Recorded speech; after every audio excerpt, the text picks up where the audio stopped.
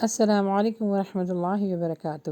Programme نماز محمدی پڑھنا سیکھیے آپ کی خدمت میں لے کے حاضر ہوئے۔ آج بہت امپورٹنٹ نماز ہے، ویسے تو ساری نمازیں بہت اہمیت کی حامل ہے، لیکن یہ وہ واحد نماز ہے جس کا طریقہ قرآن مجید میں آیا ہے۔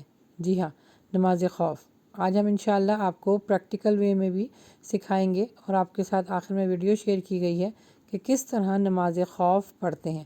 تو آج ہم جانیں گے کہ نماز خوف کیا ہوتی ہے، کن کن حالات میں پڑھی جاتی ہے، کن کنڈیشن کے تحت پڑھی جاتی ہے، اور کون سے ایسے وقت ہیں جہاں پر نماز خوف پڑھنا ہمارے لیے جو ہے وہ امپورٹنٹ ہے۔ نماز کی اہمیت اس نماز کے نام سے ظاہر ہو رہی ہے، نماز خوف۔ نماز کی اہمیت دین اسلام میں بہت زیادہ ہے۔ ہر مسلمان کے اوپر نماز پڑھنا فرض ہے۔ جو لوگ نماز نہیں پڑھتے وہ کافر ہیں۔ جی ہاں، یہ میں نہیں کہہ رہی ہوں، یہ حدیث میں صحیح بخاری کی حدیث ہے کہ کفر اور ایمان میں فرق صرف نماز کا ہے، اور وہ بھی باجماعت نماز پڑھنے کی بہت اہمیت اور فضیلت ہے۔ تو پیاری بہنوں، نماز کسی بھی حال میں معاف نہیں ہے۔ اپنے بچوں کو بھی ترغیب دیجیے، اپنے اہل عیال کو بھی ترغیب دیجیے کہ نماز کسی بھی حال میں معاف نہیں ہے۔ آج جس نماز کے بارے میں ہم جاننے جا رہے ہیں وہ ہے نماز خوف، یعنی خوف کی حالت میں نماز کو پڑھنا، چاہے وہ میدان جنگ ہو یا وہ کسی بھی قسم کا خوف ہو آپ کے اوپر۔ نماز ہم نہیں چھوڑ سکتے، نماز ہمیں پڑھنا ہے۔ اگر نماز کا ٹائم ہو گیا ہے تو میدان جنگ میں بھی آپ نے نماز پڑھنی ہے۔ لیکن ہاں، اللہ سبحانہ و تعالیٰ اپنے بندوں سے بہت محبت کرتا ہے۔ کچھ کنڈیشنز ہیں جن کے تحت آپ نماز خوف پڑھ سکتے ہیں۔ دشمن سے خوف کی حالت میں یا میدان جنگ میں جو نماز پڑھی جاتی ہے اس نماز کو بولتے ہیں نماز خوف۔ جنگ اور دشمن کی صورتحال کو دیکھ کر یہ نماز مختلف طریقوں سے پڑھی جا سکتی ہے اور پڑھائی جا سکتی ہے، لیکن یہ نماز ہوتی باجماعت ہے، اکیلے نہیں ہوتی ہے، باجماعت پڑھی جاتی ہے۔ اور جیسے میں نے آپ لوگوں کو پہلے بھی بتایا کہ یہ وہ واحد نماز ہے جس کا طریقہ قرآن مجید میں آیا ہے۔ باقی نمازوں کا آرڈر ہے کہ آپ کے اوپر نماز پڑھنا فرض ہے، لیکن یہ واحد نماز ہے جس کا طریقہ قرآن مجید میں آیا ہے، سورہ نساء آیت نمبر 102 میں۔ اچھا، اس نماز میں آپ ہتھیار نہیں چھوڑ سکتے۔ جو فوجی ہیں ان کے لیے حکم ہے کہ وہ ہتھیار کو اپنے ہاتھ میں رکھیں، وہ نیچے نہیں رکھ سکتے۔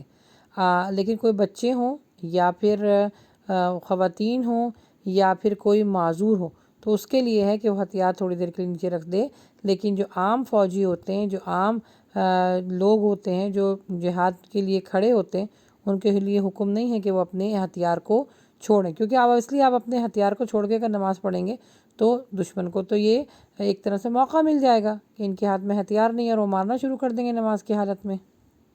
اچھا، اس کا پہلا طریقہ یہ ہے کہ فوج کا ایک حصہ امام کے ساتھ نماز پڑھے اور دوسرا حصہ دشمن سے مقابلے پر رہے۔ پھر ایک رکعت پوری ہو جائے تو پہلا حصہ سلام پھیر کر چلا جائے اور دوسرا حصہ ایک رکعت امام کے ساتھ پڑھے۔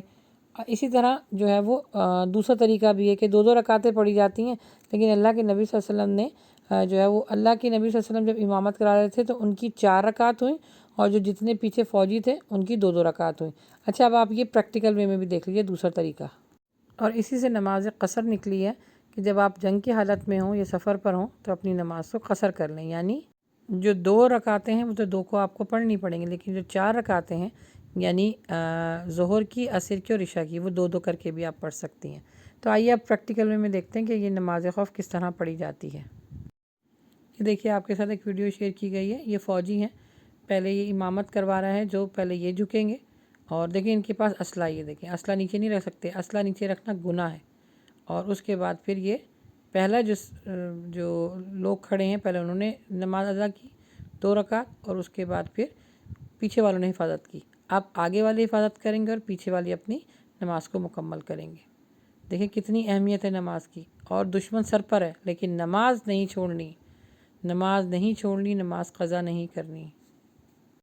اور نبی صلی اللہ علیہ وآلہ وسلم نے ہر جنگ میں اہتمام کیا، بس ایک جنگ تھی جس میں کافروں نے موقع نہیں دیا کہ نبی صلی اللہ علیہ وسلم اپنی نماز پڑھیں، تو اللہ کے نبی صلی اللہ علیہ وسلم کبھی کسی کو بد دعا نہیں دیتے، لیکن نماز قضا ہونے پر بد دعا دی۔ تو دیکھیں نماز کی اتنی اہمیت ہے، اپنے بچوں کو ترغیب دیں، خود بھی پابندی کے ساتھ نماز پڑھیں۔ دیکھیں کتنے بہترین طریقے سے جو ہے وہ نماز ادا ہو رہی ہے۔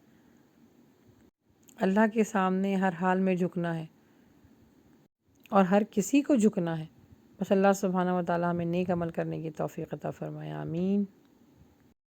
قضيتم الصلاة فاذكروا الله قياما وقعودا وعلى جنوبكم فإذا اطمأننتم فأقيموا الصلاة إن الصلاة كانت على المؤمنين كتابا موقوتا ولا تهنوا في ابتغاء